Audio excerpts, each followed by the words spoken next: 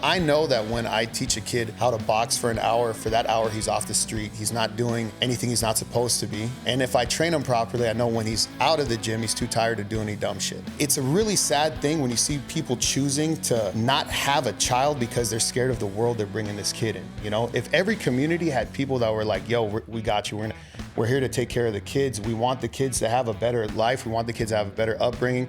If men were stronger, this would be a different world. It makes me fucking crazy when, some people, the first time they see Mike Tyson is against Jake Paul. And they're like, that's Mike Tyson? It's like, bro, that's 58-year-old Mike Tyson. That's not Mike Tyson. You know what I mean? I think there was a reason that he showed his butt cheeks on national TV. He sold his ass in front of all these people. And, I love you, Mike, but that was for $20 million. That was prostitution.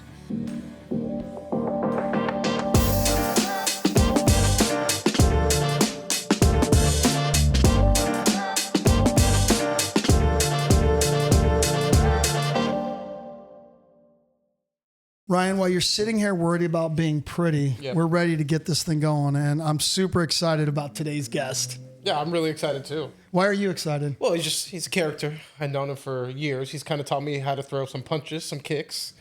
Is that a good thing? I mean, rumor has it you can't throw a punch or a kick. So gosh. If that's like really saying that. Well, actually, no. So you taught me at first. Obviously, some work had to be done, so we brought in this guy to help. We brought in a professional? Yes. No, but I've done pretty good in the streets. I give a lot of that credit to Thor, to be honest. Yeah. Oh, well, there you go. You just gave it up. Who's the guest again? Thor is our guest today. Thor really needs no introduction. Thor's really one of those people I consider actually a very close friend. Yes, sir. And I'm super stoked to be doing business with you, Thor, with Pugilist and all your athletes. So welcome to the show, bro. Glad to be here. I'm stoked to be here. And I consider you guys family, actually. So. How hard was it to teach Ryan any punches and kicks? It was easy. I mean, he was a kid, so it's like kids pick up things really easily. And yeah, he was a great student. I don't know about. Thanks, Thor. I appreciate that. I hope you didn't forget everything I taught you. No. I'm pretty good still. Do you remember the time you were holding like a Thai patch for me? And I was throwing right roundhouses. You kicked me in the nuts? I missed. No. I kicked you in the stomach. Oh, okay. And I just thought I was a shit. I was like, oh shit. I fucking Thor with a kick, man. Too. That's awesome. He also kicked you in the nuts? Yeah. I mean, me? Or maybe it was one of the Buckners. Yeah. But were you ever tempted, when Ryan kicked you, to take revenge on him? These kids were very, don't look at them how they look now. They were very cute and sweet and adorable when I was training them. So no, that thought never crossed my mind at all, ever. They're good kids. They're great kids. Well, I appreciate that, Thor. I never thought you wanted to hurt me, but I'm just glad you clarified that you didn't want to hurt me. Yeah. No, but it's been really cool, Thor, to be on this journey with you, right? Mm-hmm. Because I remember when I met you, I just moved to the Valley. Mm-hmm. I came to a gym where you were training out of. You started training me. You started coming to the house, giving me privates, training the kids, which is just amazing. We've been super close ever since then. So yeah, it's been a cool journey to see you now. You're a dad. Mm-hmm. You're a gym owner. That's right. What's going on? Yeah, dad, gym owner. My daughter's she's 3 months old now, and she's so cute. Already got me wrapped around her finger. And the gym is taken up. Between my kid and the gym, I have not a lot of time for anything. So. But is that a bad thing? No, it's not. I mean, there's what else would I be doing? Listen, I know what you would be doing because I knew you years ago, right? Thor, let's be honest. I knew you years ago before you found that amazing wife of yours. You were kind of a lunatic, bro. Yeah, no, I know. It's still, I still am that lunatic, but it's just. You're like the caged animal. I got it nice and caged, but the bars are fragile, so it's good that I stay busy, I stay occupied. Yeah, your wife would fuck you up. Oh yeah, if she only. Let's stop talking about that. Let's move on to. Yeah, Dad. Sorry, I don't know. So let's talk about the gym. Let's talk about the athletes. Yeah. Wait, I heard the word lunatic. I'm not calling the guys at Pugilist lunatics, but they seem a little crazier than the other guys I work with. Are they just taking after you, or what the fuck? What's going on? I think we attract each other. Like-minded individuals, and the kids all have some kind of. Sometimes I feel like I'm just driving the short bus, I'm the conductor of the short bus. And, I love all I just got a bunch of special kids, special needs, special talent. One thing is they're all kind of interesting dudes in their own way, but really when it comes down to competing and being true martial artists and athletes, your guys do not say no to fights. No. They step up short notice all the time. They're always up for the challenge. Yeah, they got guys like Weston, it doesn't matter what weight class, that just, they get the call and they're, I have to be like, hey, slow down. Like, I got to tell the promoters, I mean, you guys do a good job, but, contact me first so I can at least look at the fighter and say, like, this is a good match or a bad match, because they'll just fight anybody. It's crazy, bro. Yeah, but you have a really deep talent pool there. Yeah. If you ask me for how long you've actually been operating the gym, right? Like, how long has Pugilist been open now? Just under 2 years. Yeah, if you think about it, you have one of the strongest fight teams in Southern California now. Yeah, and I think a lot of it is because, I've been around for such a long time, and I trained at a lot of different gyms, and, I probably trained with a lot of people's trainers, and kind of when I moved into that area, like, I'm from here, I'm from the San Fernando Valley. I don't want to give away exactly where the compound is located. Yeah. But, when I moved up north to Thousand Oaks, there was kind of like a need for someone with the mixed martial arts background that I had. And I think everyone kind of came and, that room is deep, like you see the sparring on Monday is just, it's awesome. I sit back and I just kind of just entertained by it. It's pretty cool.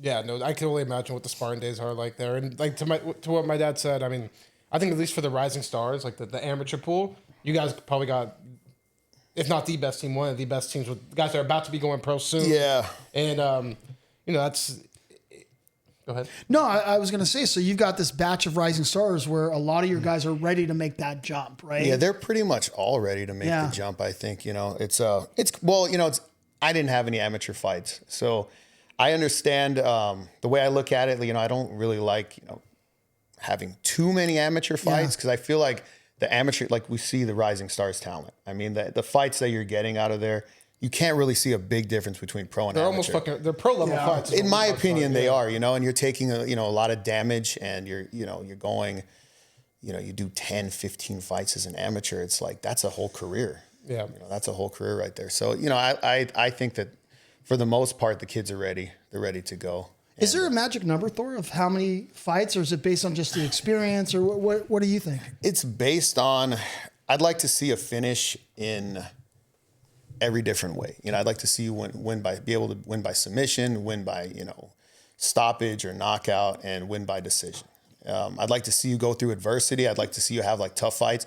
Like if you keep having easy fights as an amateur, you're wasting your time. Yep. Yeah. Yep. That's why my guys, they fight anybody. Preach it, Thor. Preach it. Yeah. I mean, there's no point. I mean, when I first started fighting, again, I keep saying there's no amateurs, and it would have been nice to get some of those tough fights out of the way. Yeah. And like not have it affect my professional record.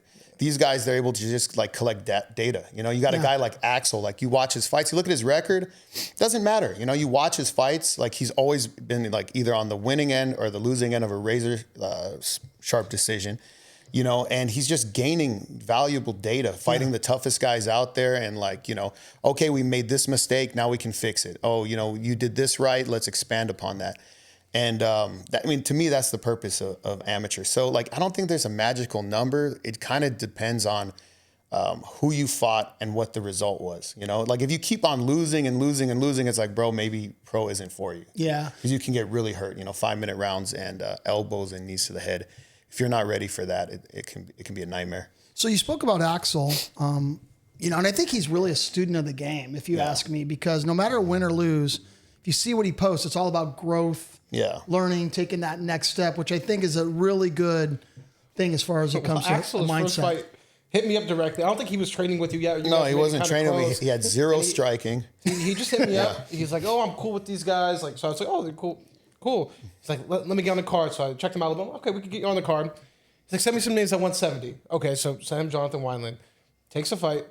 Shows up to weigh-ins at like 164. Weighing 164. I'm like, "Dude, you told me you wanted to fight at 170." He's like, "Yeah, I'm 165. I didn't want to cut weight." I'm like, "What the heck? This is just a savage." Like, honestly, it's a crazy move. And we still went there, had a split decision fight, could have gone either way. Well, I think everyone underestimated him too, to be quite honest with you in that fight. Everybody thought Jonathan was just going to fucking walk through him. I remember that at weigh-ins. People were talking like they're going to walk through him. I had people, I'm not going to name names, you know, but like were calling me and like, hey, don't let this fight happen. Like, what are you doing? You know, and I'm like, you know, as a coach, I'm like, I don't know this kid. You know what I mean? Like he seemed like a cool kid. His jiu-jitsu was good, you know, and then like, man, his stand-up wasn't, I mean, in hindsight, I could say his stand-up wasn't there, you know? Yeah. And there's only so much I can do in like 3 weeks. We had 3 weeks to get ready for this fight. Yeah. So I'm thinking in my head, like, he must be training somewhere else too. He's just coming here, you know? But and you know, turns out like he was doing the majority of his training with me. And, you know, but I became a big fan of his when, you know, I watched him fight and I watched his attitude about it. He had such a good attitude, you know, and like he's just, you know, he's a gamesman, but he has a lot of respect for everybody in the game. Yeah, you know what I mean? Like he does, like, even his opponents, you know, like he might say things to them or whatever, like to try to like amp up the fight, amp himself up, but he respects everybody. Like, he really does. You know, he's a good kid. Yeah. But the progression he's had since that fight with Wilder. I mean, close fight. Every fight has been close that he's been in. Mm-hmm. But his boxing has definitely gotten a lot better. Shout out to Thor. Got into Thor. You've been definitely helping him on that. Mm-hmm. But I love his attitude, man. He wants to fight on every single card. He wants to. And he'll fight whoever, man. I'll send him whoever. He's like, whatever you think. I'll run it by Thor, but whatever you think, I'm good with. I'm game. Okay. Well, he wants to go pro. You know, like he really wants to go pro. And like I told him, he's got to get, you know, certain amount of W's, and then when we're ready, then we go pro. You know. So it's kind of crazy for him though, because like all his fights could like. Watching them, they could either be L's or wins, right? Like it just depends who's judging that day. It's kind of crazy. Yeah, and the one thing for me, man, I always tell these guys, you know, in my pep talk in the back, don't leave it in the hands of the judges. Exactly. That's our thing. Is, you know, I'm not gonna let that, you know, that sad story with the violin playing. Like either fight could have went either way, you know, and. We're still undefeated as pros, but don't leave it in the hands of the judges. Right. That kid has the ability to finish. Yep. You know, he's on people's backs. He's got the hands to knock you out or the jiu-jitsu skills to finish you. So let's get a couple of these finishes and let's not leave it in the hands of the judges. Or even if it is in the hands of the judges, we'll win in such a way that like, you know, the fans will set the place on fire if we lose, you know, and then we can go pro. Well, speaking of you know, putting the place on fire. When your first MMA fight was at a shopping mall in Costa Rica, did you set the place on fire with a bunch of fans? I mean, how does that compare to your guys making their debuts at like the Commerce Casino? Yeah, man. Compared to your debut in the mall in Costa Rica. My first fight was in not just the shopping mall. It was in the parking garage of the shopping mall, and you know, I walked out and. Not one person made a noise except someone like whistled at me. Like, you know, like I can't do it. Like the female, like the cat call whistle, you know, and I came in with my little tap out trunks. And with your junk all showing. And yeah, I've seen that before. It's not pretty, Thor. It's beautiful. I make sure I wear the big Muay Thai steel cup on the little shorts to try to intimidate my opponents extra. Yeah. But so like, you know, that fight was, you know, the promotion, you can't even compare it, you know, like this was basically someone's backyard compared to what you guys are doing, you know? So I'd like to find, I don't know if I could ever find the footage of that. I mean, I got my ass kicked, you know, I fought a guy with like 20 fights and it was my first time stepping in there, but it would be cool just to show, your debut, just to fighting show a guy the kids. With 20 fights. Yeah. What the fuck possessed you to do that? Just the cash? Or, or just lunacy? So when I first started fighting, I didn't think I was going to have a career in it. You know, it's like, you know, my buddy was like, do you want a trip to Costa Rica and $300? And I was like, yeah, you know, and it sounds like a decent time. And, you know, it wasn't like it was my first fight. I've been in plenty of street fights. I used to get into, you know, a lot of stuff when I was younger. So it just seemed like, all right, cool. Like, you know, it was like, you know, jumping out of an airplane or something, you know what I mean? Like it was just like a fun, exciting thing to do. But, you know, looking back on it, like, what the hell? I would never let one of my fighters do some shit like that. Never in a million years. But it kind of feels like that first fight that you were just saying, oh, it's like experiencing something like jumping out of a plane. Mm-hmm. Now look at you. Your whole life is kind of revolved around MMA and having a gym and your fighting career. Well, that one decision kind of, you know. Yeah, you never know where one decision can take you. That's true, you know. Well, and like now, definitely everything we do is much more calculated. But back then, I mean, it was a different time. Well, yeah, MMA has grown fucking tremendously. Like now I got amateurs complaining, oh, I don't want to fight day before, or I don't want to fight same day, or I don't want this opponent. But Thor went to the shopping mall. Thor went for $300 to Costa Rica, fought some dude with 20 fights in a fucking shopping mall's parking garage. Yeah. Not the shopping mall, Dad. Different breed. Wasn't in the shopping mall. No, in the parking lot of the shopping mall. Yep. You are a different breed, though, Thor. I really think that there's something very unique and different about you. You know what I mean? You're very raw. You're very. I don't know if it's a good thing. You're very raw. You're very real. You really tell it as it is. Yeah. And one amazing thing about you is you've been there. You've been in the trenches. You've fought. You fought your heart out. You've given your heart and soul to this game, right? So, hey, Kris, can we kind of do a flashback and show some of Thor's sort of highlights, and maybe Thor, you could kind of talk us through some of this stuff. Oh yeah, yeah, of course. Let's do it. Try to take this bacon, you're gonna feel these hot.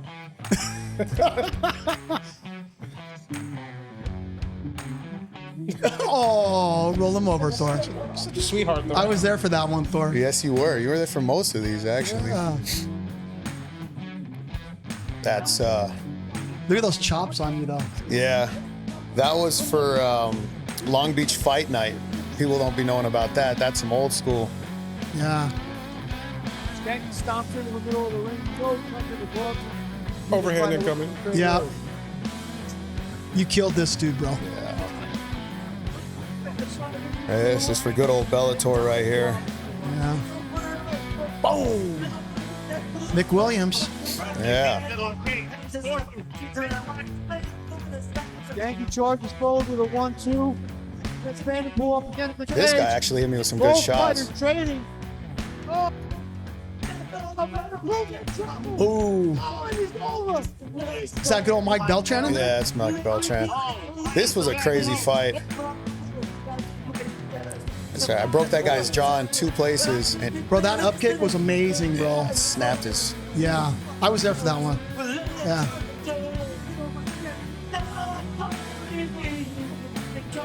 Bro, that's a killer kick on your. I remember when I held fucking pads for you. And you're- do that leg kick. You showed me your leg like after you guys were training. Yeah.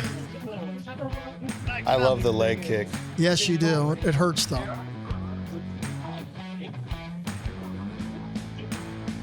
This was a crazy. This Thor's was just ready to go. This was probably like the most fun I've ever had in my life. Was this fight with Matt Hagee. Yeah.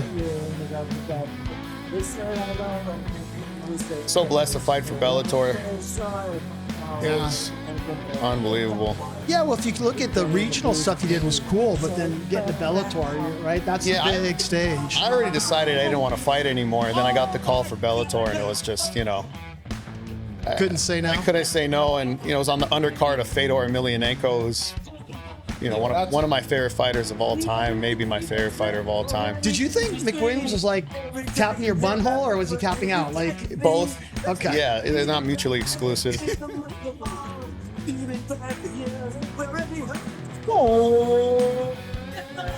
I was Bernie, rest in peace, Yeah. coach. Bernie, the man.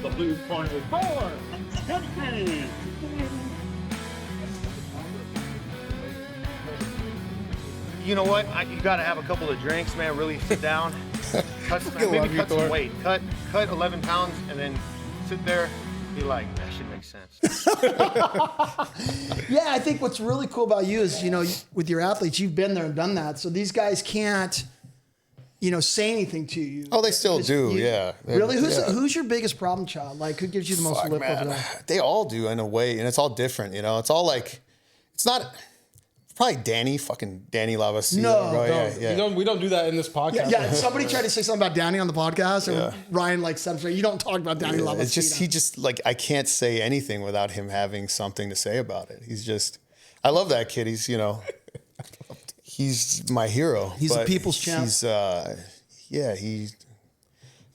all have something, but it's not like negative, I'm Of course. Yeah. But it's just like, they all have the, hey, coach, like, some, they all fuck with me. It's crazy. Yeah, but I think they all kind of really respect you. You know Yeah. what I mean, I think they're I very hope so. thankful.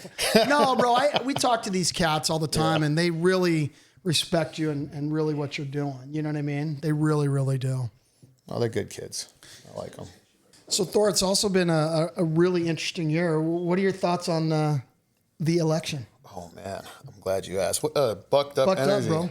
Yeah, if you want to give them a promo, feel free. However you want. Can you record a promo? Maybe take a sip of it first so you know how it tastes, but it's really good. I'm on my 150 milligrams of clean energy. Is this like from a solar farm or what do you mean clean energy? Listen, we got that bucked up from the Schmo. So You know I tell it like it is, so if this sucks, you're going to know. I tell him. Fucking sucks. Let's see. I think he's going to like it, Ryan. I do too. That's a good flavor. 0 calories? 0 calories, bro. It's hard to believe. Zero sugar. Now you've been bucked up. Straight from the solar farm. Clean energy. I feel it. Yeah, it's an interesting year. I feel very validated.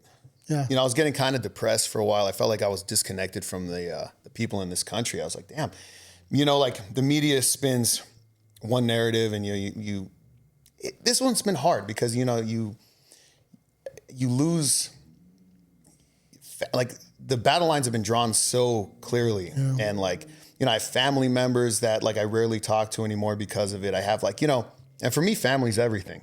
Yeah. And it's just people got so enraged by Trump and the other side, the opposition. You know what's been going on in this country. And I was like, dude, am I losing my mind? Like, nobody shares the same beliefs as I do. 2020 election, 81 million votes. Like Joe Biden is the most popular, more than Obama, like more than Bill Clinton. You're telling me 81 million votes. I was like, and then like I'm watching gas go up in price. I'm watching everything get more expensive. I'm watching, just things go a different way than I want them to. Yeah. Like I feel like we should progress, not regress, And I just couldn't believe it. And, everyone's, I feel like gaslighting me. And then Sure. Trump wins the popular vote, So yeah, I'm very happy about that. Yeah. I still don't know where the 15 million people that voted for Biden last election went. I just don't, one thing I don't get is like, I've never been too big into like, this is the third time I could vote, and I was never too big into paying attention and whatnot. But I feel like the world, or at least our country, the last 4 years, just did not feel right. Like everything was like so fucking off. Talking about gas prices, all this stuff. And one thing I kind of hated, at least from my friends that supported Trump, like if our other friends supported Biden or were Democratic, they didn't really give a shit. Like it wasn't like they had to come at your neck and say you're racist and this. But if you're supporting the other side, it's like they hate you, they don't want to talk to you again, and you're the biggest piece of shit in the world, which I don't think our country was founded on or built upon, right? Like you got to be able to speak your mind, have your own opinions, and have dialogue about it as opposed to coming at someone. So when you can't attack policy, you attack people. Right. Yeah. So like they basically, it's a way, they say that Trump always polled, his polling numbers weren't good, and he polled like notoriously, people weren't comfortable saying I'm a Trump supporter, and they still aren't, but like the numbers don't lie, So like, if you're going to come and ask me in a crowded shopping mall, like, hey, who are you voting for? I'm like, but Kamala people, they feel like they're right and virtuous for voting for Kamala. But like Trump supporters are like, damn, like I'm doing this because, fiscally it seems like the best bet. And, there's a lot of things going on socially that aren't right. And, a lot of people are scared to stand up and talk about it. Well, I think part of the problem too is like, if you want to get associated with Trump, you're automatically branded a racist or sexist and all these things. And I think it's just really sad. I think, in our world today, especially our country, that, people don't respect people's opinions. Yeah. Right? I don't really care who votes for who does what. As long as you're not hurting or harming anybody, everybody has a right to vote for who they want. Absolutely. Feel how they want, as long as it doesn't negatively impact, everybody else. Absolutely. Like we talk about, how far, mixed martial arts has come, but, Donald Trump is giving his acceptance speech, right? His victory speech. The first person he turned the mic over to was Dana White. Isn't that crazy? And it's like, this is how far we've come as a sport. Literally, they say culture is downstream of politics, right? And it's true. Like you really see the way that mixed martial arts has affected the culture in this country. Like the kids are looking up to these strong, brave, driven warriors that are going out there and risking it all in the cage. And these guys, for the most part, are conservative. We believe in family values. We believe in this country. We love this country.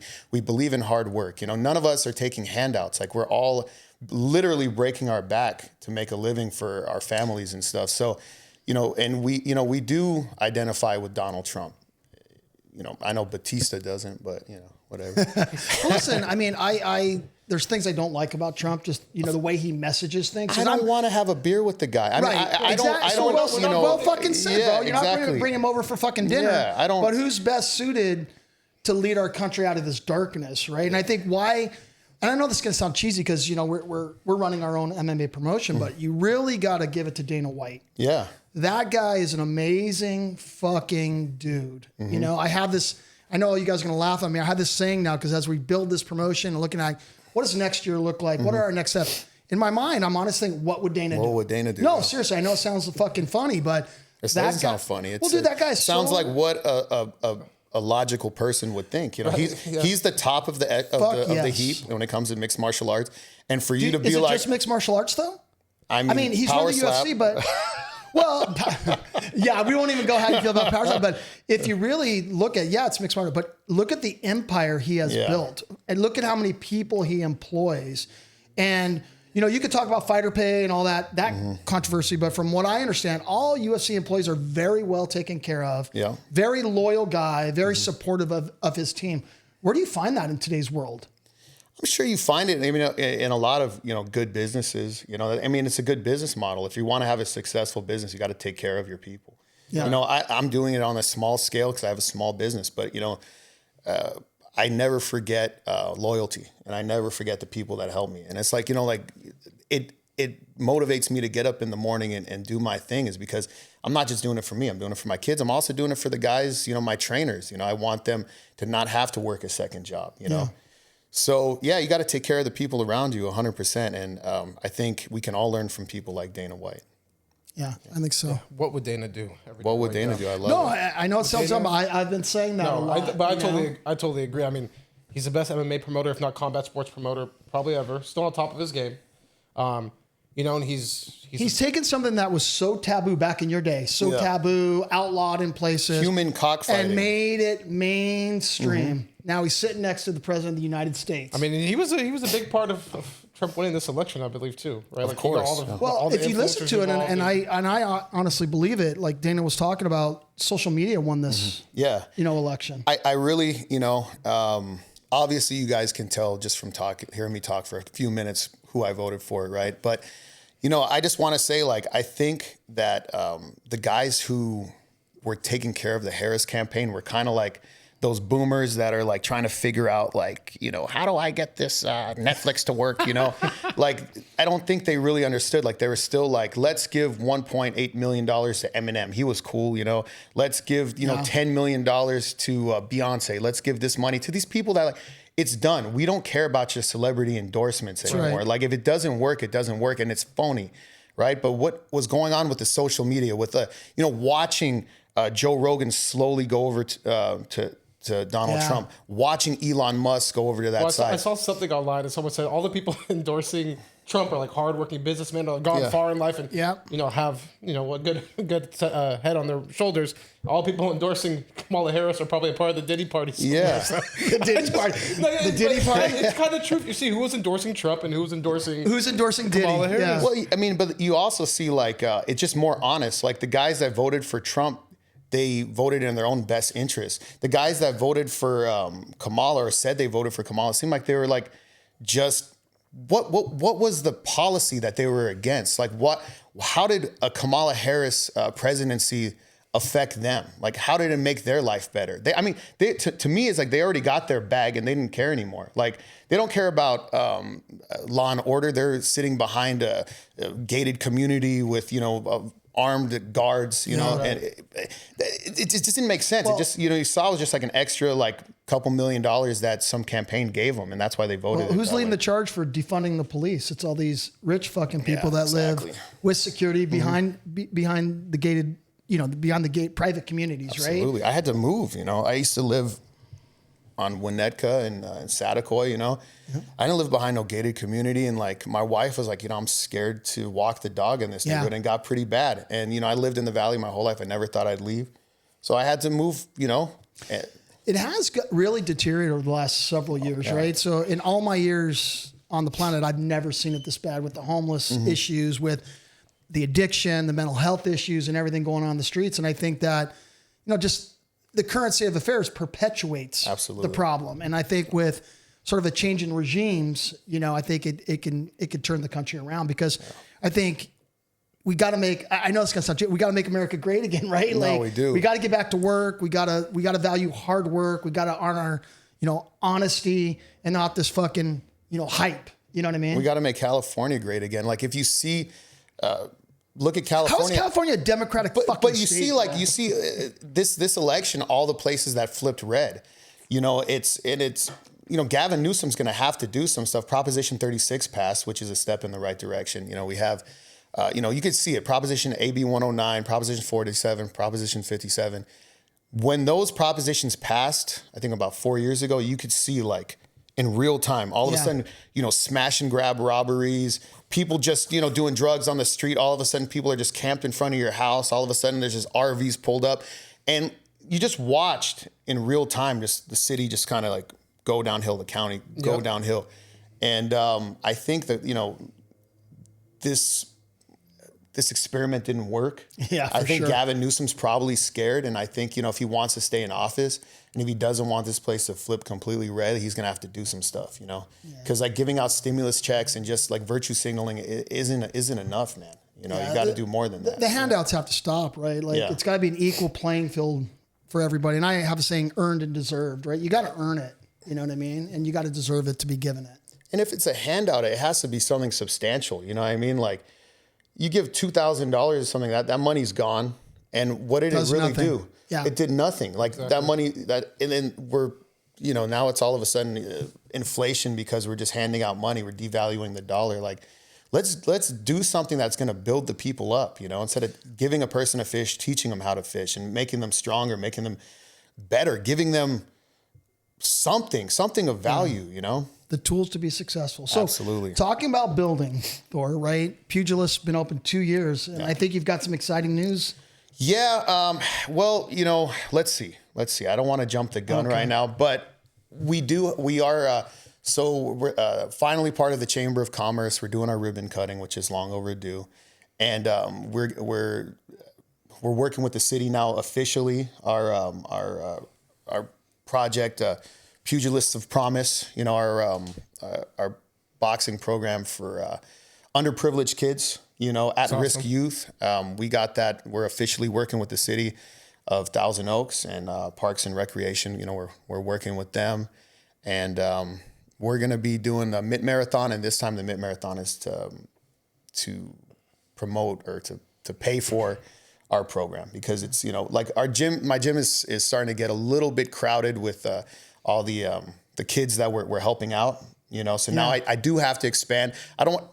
Okay, the cat's out of the bag. We are going to expand. We're going to take over. Yeah, we're going to expand.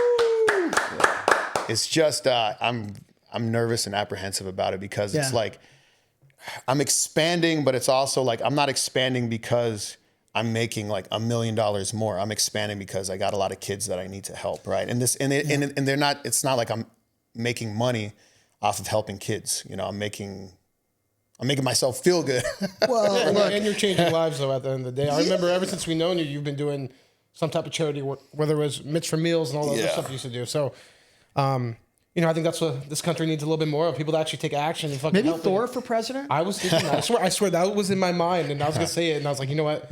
I don't want to get canceled. People come at me, so I'm just not. Well, you're deeply involved with Mando, right? That's helping we work with Mando, and Mando is,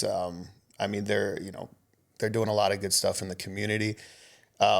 This is just strictly like sports for kids. Gotcha. I know that when I teach a kid how to box for an hour, for that hour he's off the street, he's not doing anything he's not supposed to be. And if I train him properly, I know when he's out of the gym, he's too tired to do any dumb shit.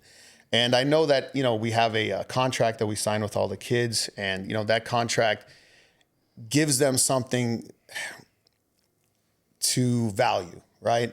So like if they go and they're not doing well in school, when we talk to the counselor, they're like, hey, this kid isn't, boom, you're out of the program. Or if they're not showing up on time, boom, they're out of the program. Or if they're getting in, gang dumb shit, boom, they're out of the program. So it like this thing gives them something to value, and it gives them a reason not to like go out and get in trouble, you know? So I really love what we've been able to accomplish with these kids, and now I have to just kind of expand it a little bit. Well, I think what people have to understand, this is not a paying gig for you either. No. You're doing this, donating your time, donating your facility a lot of times, equipment, things like that. So I think everybody needs to kind of come out, support your fundraising efforts, right? And just really kind of sort of do their part to kind of support you. I know we as UNF have tried to help a little bit. You you've helped a lot, actually. Yeah, no, we appreciate it, but it's just the right thing to do. And I think one really gratifying thing when the at-risk youth have been able to come to our events and seeing them smiling, having that night out. They love it. They love it. Has been really super awesome to be a part of. It gives them something to aspire to, and it lets them know that like anything's possible with hard work, you know? Yeah. It doesn't matter, like, you know, you've told me this once before. You said it's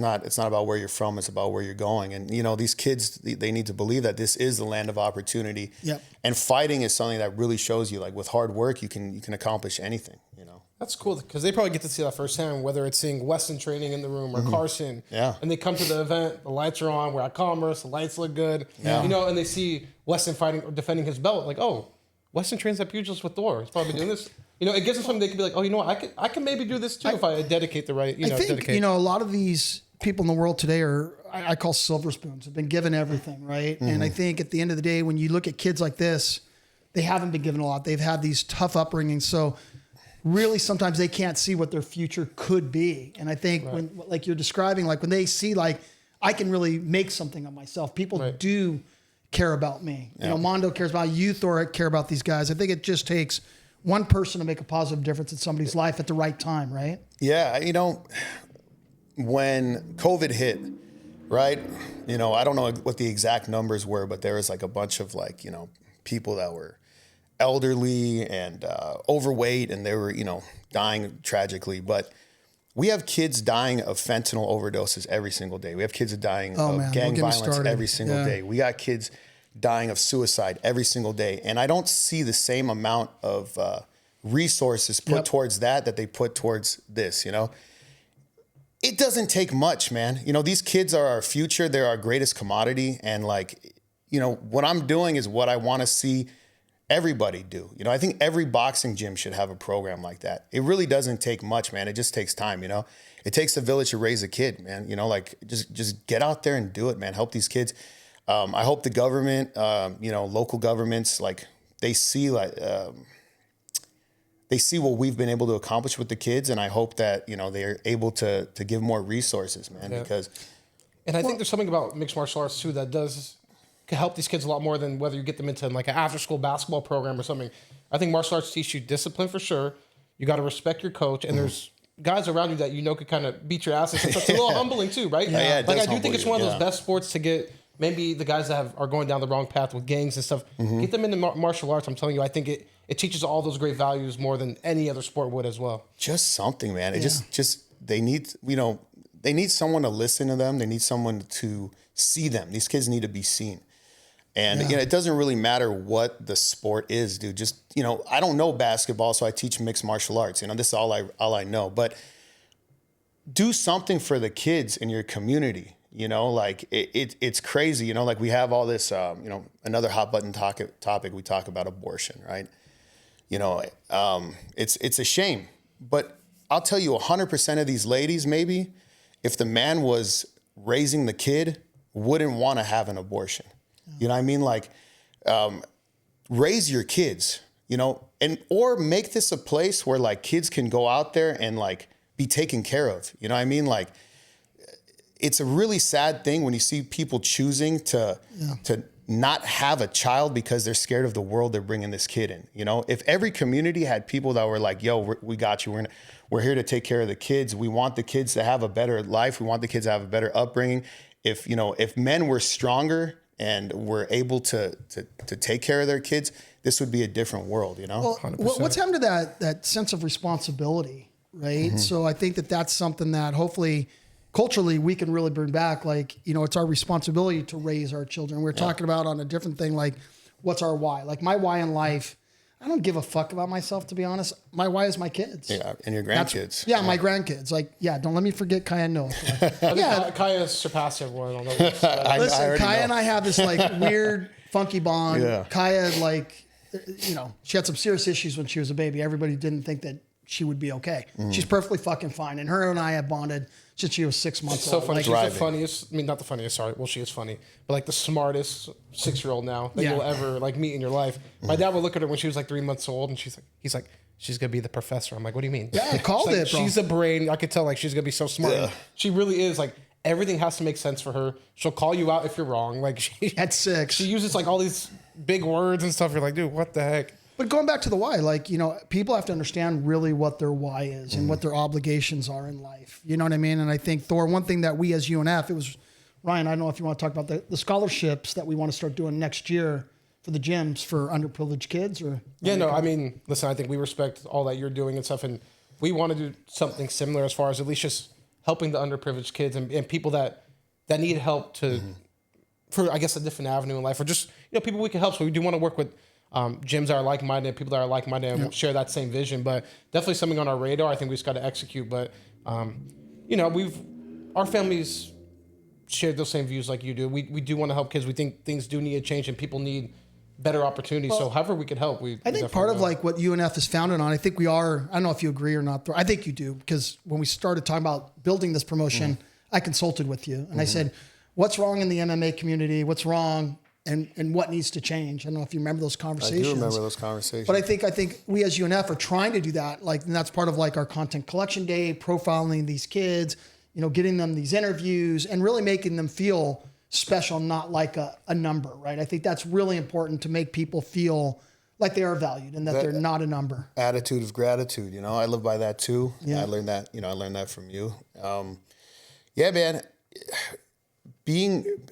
it's not just about taking, it's about giving back. And if you give back, people are going to want to work with you. It's like the little things you do to acknowledge the kids is so important, just making them, feel like you guys are on top of everything when it comes to, making sure they have their medicals done, all the stuff. Oh, that's that a sore subject right there. But yes. you guys have done it though. Try.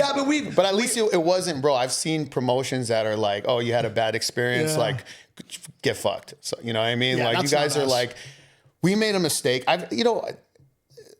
Being able to like own up to stuff is just crazy. You don't see a lot of people do that at all. You know what I mean? Yeah. Like apologies are few and far between in this game. And you guys, we're like, dude, it's okay.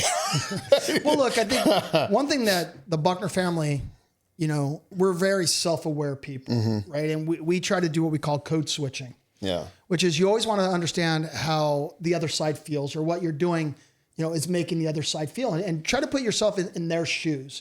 And in those situations, those rough situations we've had, that's what we did. And, we weren't happy with, kind of what we had done. So we just wanted to make it right. And that's one thing I just wish more people were kind of self-aware, own it, and let's fucking move on. Yeah, let's move on, dude. It's so about what I'm saying is like, I really feel taken care of with you guys. I haven't had, the only promotion that I went through was like, that I had zero hiccups was like Bellator. You know what I mean? Like,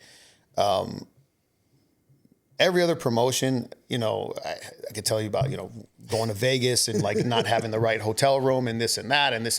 It's always going to be something, but you guys seem like, you guys haven't been around that long either. You know what I mean? And like, from every mistake you guys make, you're getting better and better and better and better. And you're revolutionizing things. And you're, I'm sure that one day you're going to be the promotion. You know what I mean? I think, from our conversations and stuff, I really do think so. From your innovations and I just want to be on the ground floor of it. I love it. Look, you're a vital part of everything, right? I mean, you're instrumental. You're athletes. Look, unless we have great athletes who come and entertain the fans, what kind of show do you have? Yeah. You know what I mean? Wow. And your people are definitely fucking entertaining. All right, so let's switch gears, Thor. So what's the craziest DM you've ever gotten? Wow, that's a crazy gear switch. It's a very switch. Yeah. Are you trying to get him in trouble? Could it Are be? you trying to get him in trouble? No, look, we can stick to married days. We can go pre-marriage. We could go to his political postings. I mean, I think you've been shadow banned on Instagram a couple times too, right? Yeah, dude, I am shadow banned. But I'll tell you the craziest one I've ever had, and it's not like anything sexual.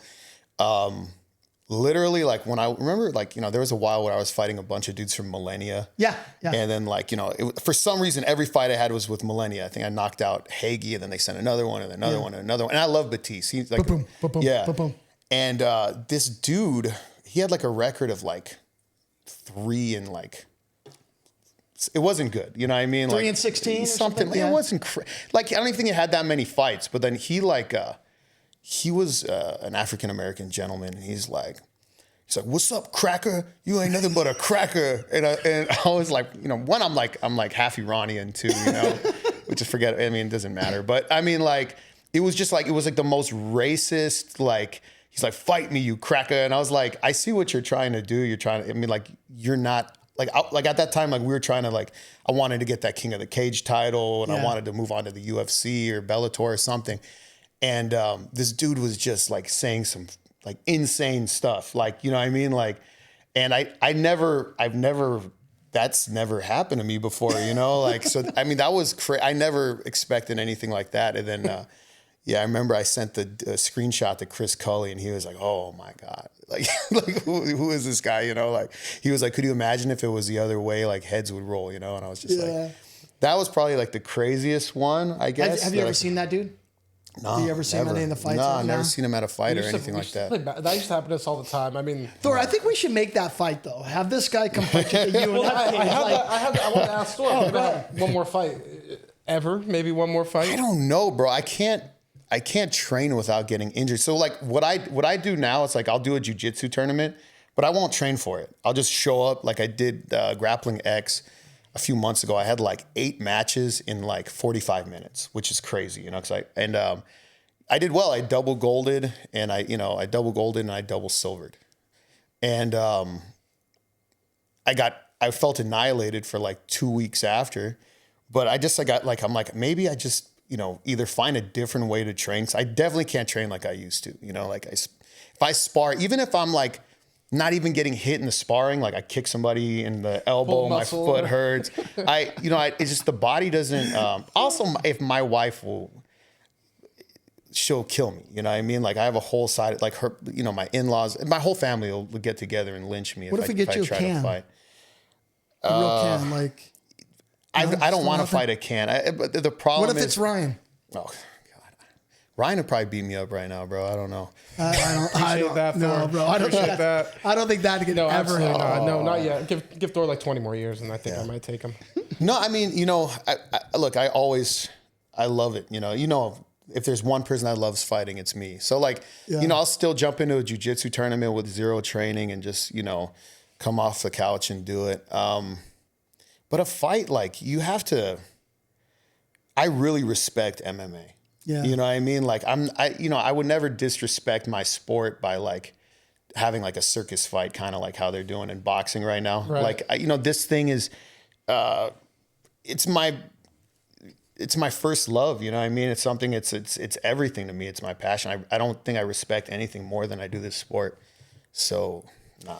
So when did you know that you needed to retire, you wanted to retire? Was there like something that just clicked in your head, said, "I'm done with this"? A lot of it was just like I got frustrated with the game. You know what I mean? Like I remember I finally got the Bellator. I finally got to where, so you remember, like I had back surgery. Yeah. I actually got on the Ultimate Fighter and I had back surgery and then like I couldn't make it. And then it was just like, I didn't understand how to break in. You know what I mean? Like I was knocking people out and it was like, and I was like, dude, I deserve a chance, you know what I mean, at like a bigger show. And then like, I'm like, I started late, right? My first pro fight was at like 24, And, like I kept on like, I thought like I'd see dudes and I'd be like, I should be there. Not in like a jealous way, just like I didn't understand how to get to the next level. And then I finally did. And then fucking COVID happened. You know what I mean? I made it to Bellator and then COVID happened. There's like nowhere to train. And then they shot me a couple of I also made the mistake of fighting at 170. So then they're like, okay, you're 170. I'm like, no, I fought at 170 because I liked the matchup and it was for Bellator. You know what I mean? I'm not going to say no. but I'm a 155 pounder. And then like, I felt like when I turned them down, they were kind of like, nah. You know what I mean? Because I got a lot when like the big shows kind of, when they're offering, like you can't say no, at least when you first get started. Yeah. Like, So I was 35 when I had my fight for Bellator finally. And like, they're not trying to sign somebody that's maybe got 3 years left. Yeah. And, I won my fight in the first round by submission. It was like, I did everything perfectly, in that fight. And then COVID happened. They didn't have fights for like 2 years. Like, I think the only people having fight were like the UFC on like some island somewhere in Saudi Fight Arabia. Island. And I just said, yeah, I'm done. The dieting, the training. And again, like I could probably fight again, but it would be like, it would be one, it wouldn't be like my right weight class. There's no way I could, get to 55 again? Nah, no way. And then two, it would be, against like some bum probably. And it's like, I don't want to disrespect 25-year-old Thor. Yeah. You know what I mean? I don't want to disrespect that guy that, like people, like it makes me fucking crazy when, some people, the first time they see Mike Tyson is against Jake Paul. And they're like, that's Mike Tyson. It's like, bro, that's 58-year-old Mike Tyson. That's not Mike Tyson. You know what I mean? Yeah. It's, like he says he doesn't care about legacy. I don't know if I believe him, that interview he has. Well, I think care that about 20 million legacy. kind of maybe made him forget about For legacy. $20 million, I'll let you hit me with a car. Like, we're not even having this conversation. Like, it's fine. I mean, you know what though? Like, for almost 60 years old, he didn't do too bad. Like, Yeah, but I get what the Thor guy's is 60 years old. Listen, I get what Thor is saying. Like, No, but of course, it of really diminishes what you think Mike Tyson was. Like, in my opinion, I kind of agree with you, Thor. I don't believe in coincidences. I think there was a reason that he showed his butt cheeks on national TV, right? I think there was a reason why. And what was that reason? Yeah, He's basically showing what it is, bro. He's selling his ass. You know what I mean? That's what he did. He sold his ass in front of all these people. And, I love you, Mike, but like, let's be real. Like, that was for $20 million. That was prostitution. Yeah. Like, So, Ryan, if you could cut Thor a $20 million check to get in the UNF cage, he says he'll be there, but it's going to take that $20 million. I'll be the happiest hooker you ever seen in your life. Well, can't cut 20 million, that's for sure. $20? Yeah, we could do like 2,000. 2 and 2? It's not enough. And if I could talk to the big boss man right here, maybe we could maybe we make it 20 and 20. I never say never. I don't think a fighter's ever, truly retired. But yeah, for me to fight, it would take a lot of money. Is there like one? Say you were ready to go in like 6 months from now. Is there one opponent you'd want to fight? Like anyone on the radar in any type of sense? Or? Darren Smith Jr. He beat me twice. He's gonna have to. I'll fight him until I beat that guy. You know what I mean? That'll be the guy. But like some people just have your number, and that guy, man, is just got my number. He was the only guy that beat me in like 6 years.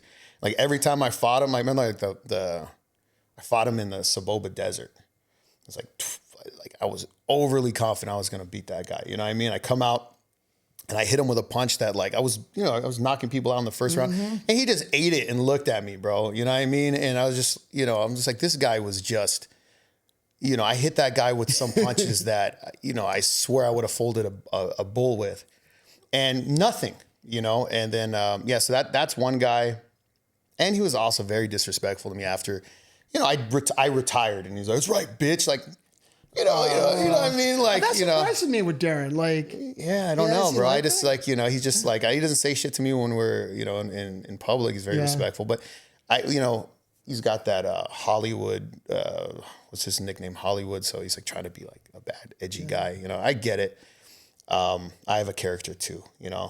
Thor's a little bit different, not much different, but I'm a little bit different than what you see. On camera, but that's one. Just it's the competitive nature in me. Like I'd love to fight that guy if I was ever gonna fight again. That would be sweet. Well, Pops, I think you got some calls to make after this. Yeah, Darren's fought for us before he fought Taco Padilla. He's still Dude, winning. he really he fought recently on LFA and like beat like a good up and comer or something. He's a was monster. He really is a monster. There's bro. I don't feel shame in losing to that guy. You know what I mean? Like, Yeah, no, for sure. You know, As I you was, shouldn't. you know, I don't, but I'm just saying, like, as a competitor, of course you want to fight. And I root for him every time he fights because he beat me. So my stock goes up every time he wins. Well, dude, in a weird way, he's like my favorite fighter. Well, I know he's in the military. I think Marines. Yeah. I'm not sure, but he always posts on Instagram him like at these Marine Corps like training sessions where he's just beating the shit out of people. He's a beast. These man. poor guys don't know what the fuck they're getting into. Yeah. So, you know, thank you for your service, but fuck you. You heard it here first.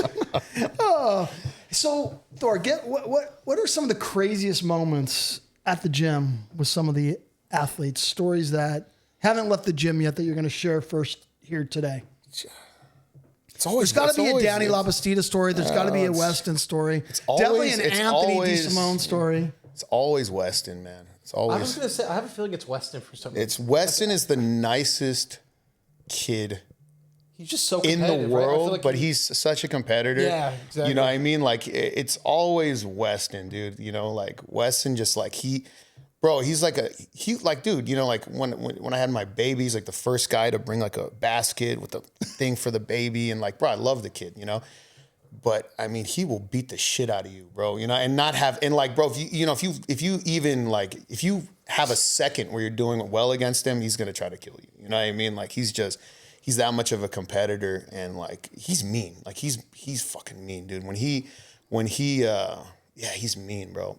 Well, I remember when our former 170 pound champ wanted the Weston fight. He wanted to go down and fight Weston at 55. So Ryan's like, okay, I could try to make it if you want. Calls up Weston. Weston's like, you guys didn't even fucking blink. Yeah, no. Wanted that fight. Like that's He wants pretty to ballsy. and then they ended up Everybody. taking the 170 or didn't take the fight, and then Yeah. whatever. Well, actually, I want to talk. So Weston's fighting Brendan Farnsworth at our next event he's defending his title. Have you done any tape study on Brendan, or what kind of fight? How do you see that fight going?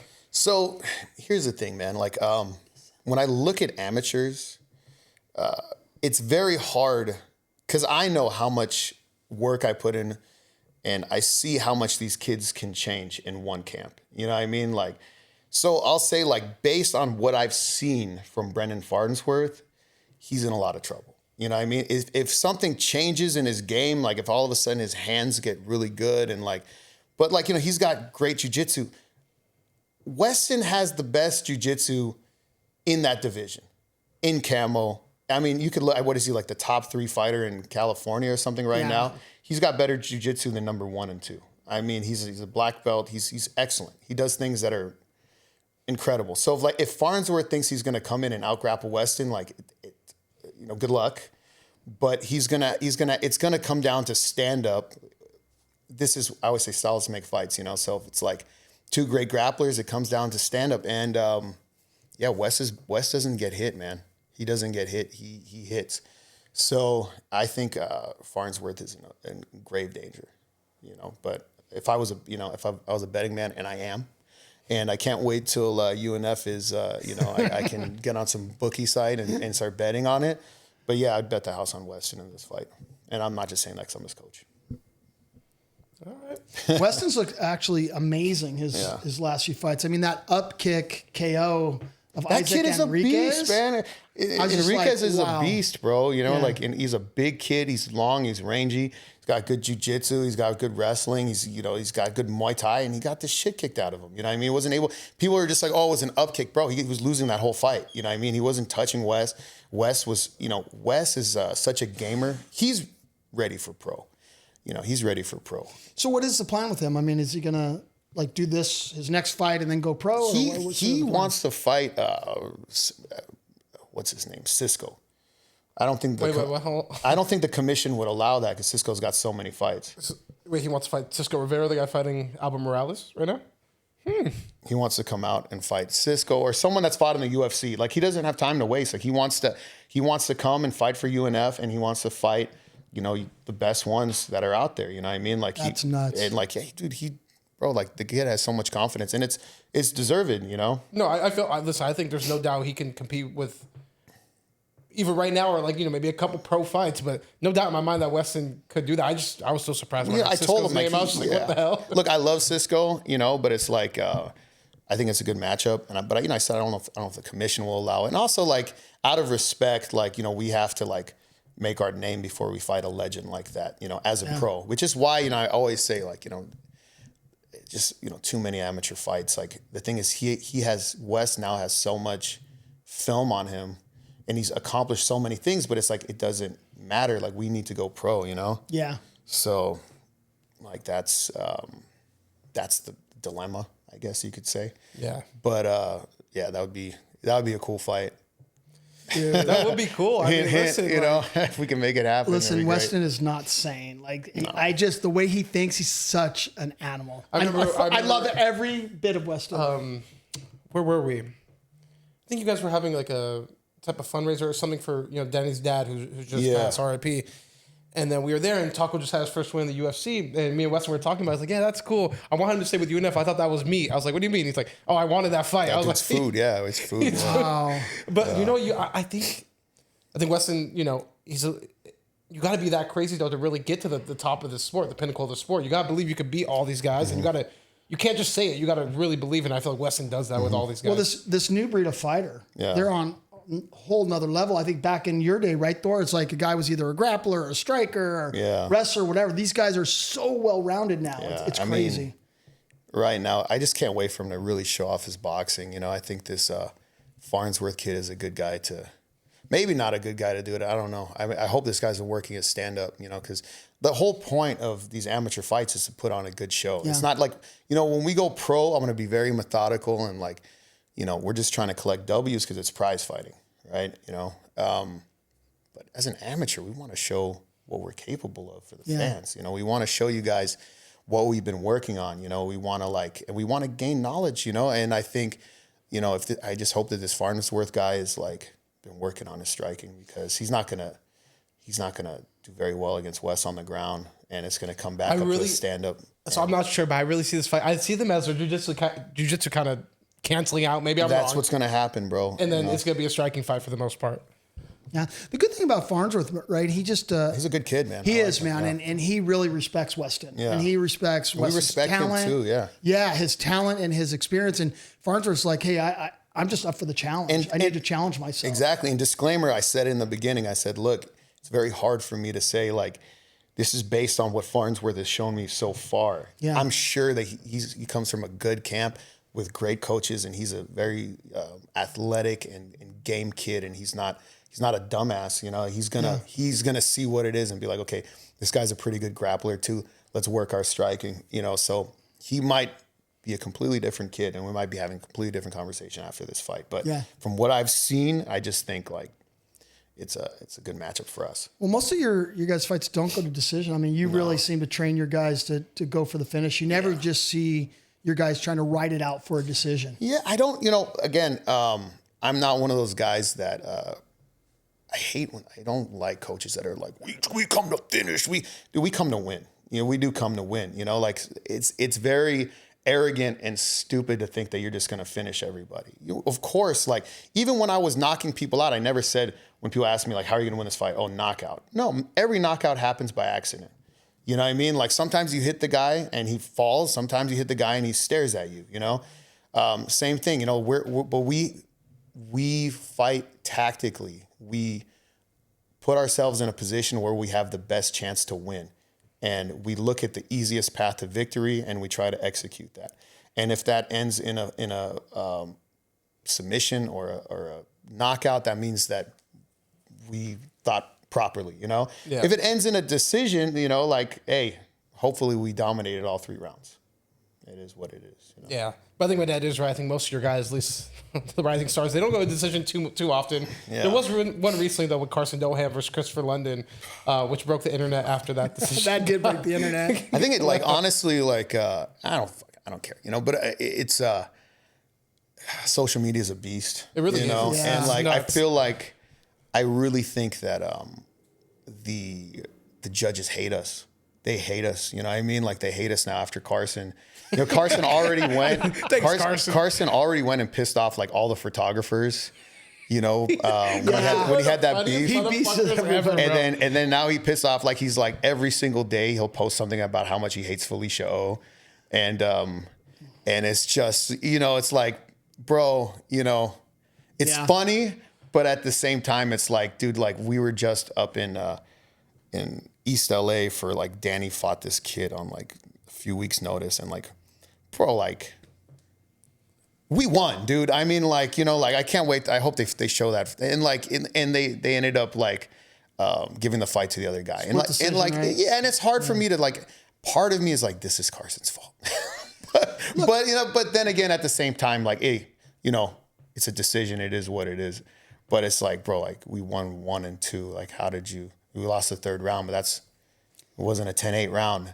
So sometimes, whether it is or whether it isn't, now in the back of my mind because of all this shit that happened, I'm like thinking like, was this because of Carson? Is it because of Carson? You know, like Listen, it might have had nothing to do with it. I'm just saying. Yeah, you know? I don't think it's ever a smart move to publicly criticize the judges and put their, you know, bash them on the internet. And nothing positive comes of that. Maybe like after the fight, how you felt, cool. But like the week after, and then that. Oh yeah, he's still doing Carson it. holds grudges. Bro. Oh, for sure, yeah. On one side of he's his gonna be 72 years old. Bro, do like, you realize after he bitch. posts that stuff, I'm always DMing him, Carson, I would remove that. Carson, I would take that down.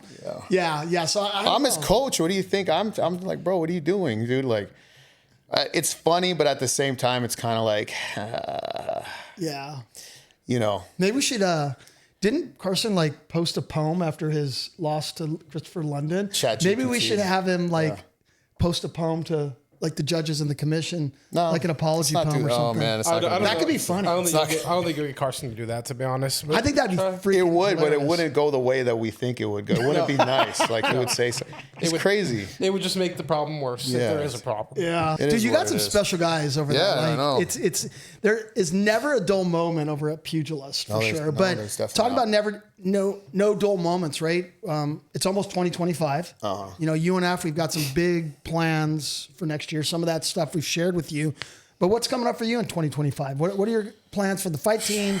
You know, the gym expansion. You know, where do you see yourself next year? Well, you know, hopefully this expansion goes the way I want it to, and we have a shower, a sauna, cold plunge, and you know, lots of space for the at-risk youth to work out. Hopefully, there's someone. You know, I'm not the kind of guy that says like, "Oh, this guy's copying my style." He opened up his own. Bro, I want every single gym, if they can, to kind of do what we're doing at Pugilist, and I'd like to see it turn into a movement. You know, where take care of the kids in your neighborhood, man. You know what I mean? If they're in your gym, they're not stealing your catalytic converter, you know? Yeah. And I'd like to see my kids, you know, I'd like to see I call them all kids, you know, but I'd like to see them achieve their goals, man, and continue working hard.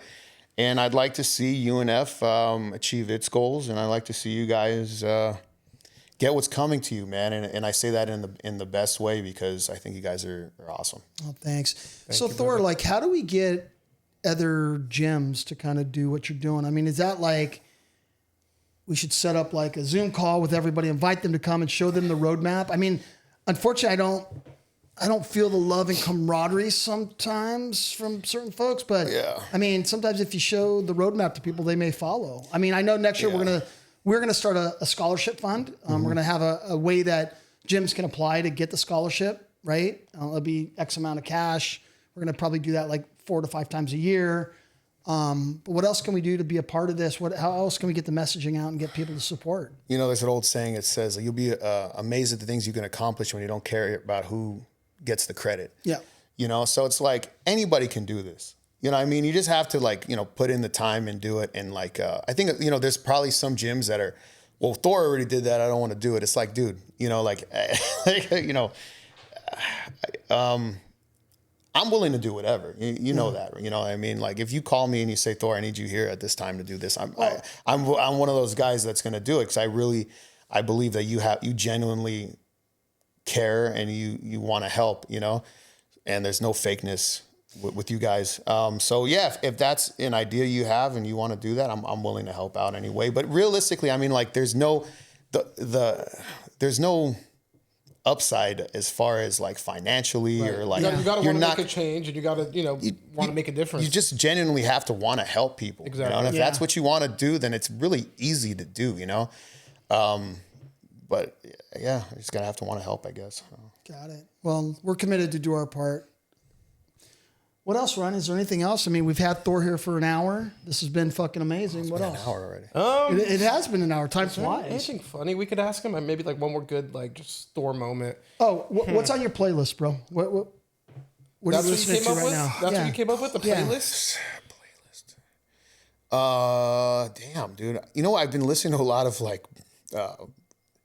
audiobooks and playlist. Come on, music. The Baby Beluga. Wait. Can you do the karaoke for us? Oh man. Come on.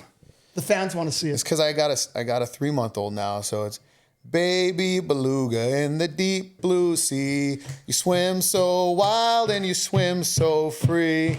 Something, something, something, and da da da.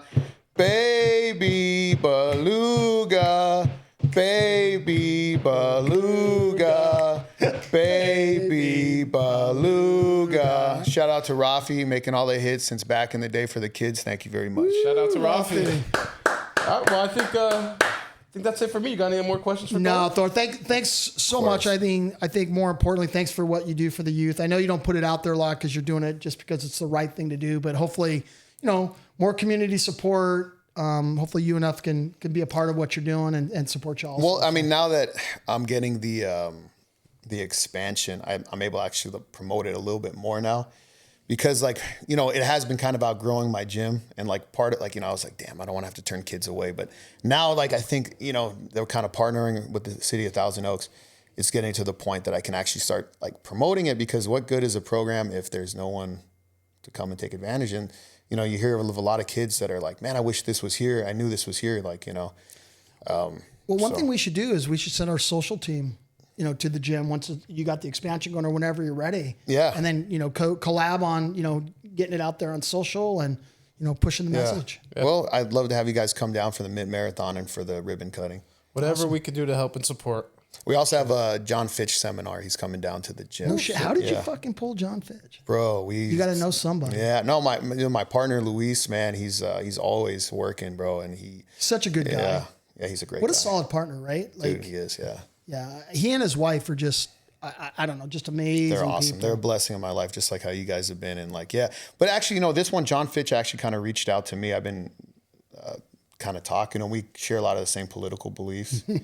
And he's fresh, dude. And, Did he also get banned on Instagram or no? I don't know, dude. Okay. It's crazy how I feel like I'm a good influence, man. I go to church every Sunday. I teach Sunday school. I'm raising my kid, and I'm married. I don't do drugs or anything and they don't want me to talk, but then they got some lady talking about her WAP, and she's, It's actually crazy. They're promoting her, right? But it's a nuts world we're living in, bro. It's actually crazy. I feel like it's all backwards, dude, Thor for president, bro. That's all I'm saying. I think we should end it on that. Thor for president. I'll take your endorsement. I'm gonna throw my I'm gonna wait till I'm 72 So if Trump wants years to old. get a hold of you, Thor, how can Trump get a hold of you to make you a member of his cabinet? Thor 818. That's on Instagram. That's on X. That's on that's me. And then also Pugilist Gym. Check us out. Pugilist-Gym. Social Awesome. media. All right. Well, thank you, Thor. Appreciate you, brother. My man. All right.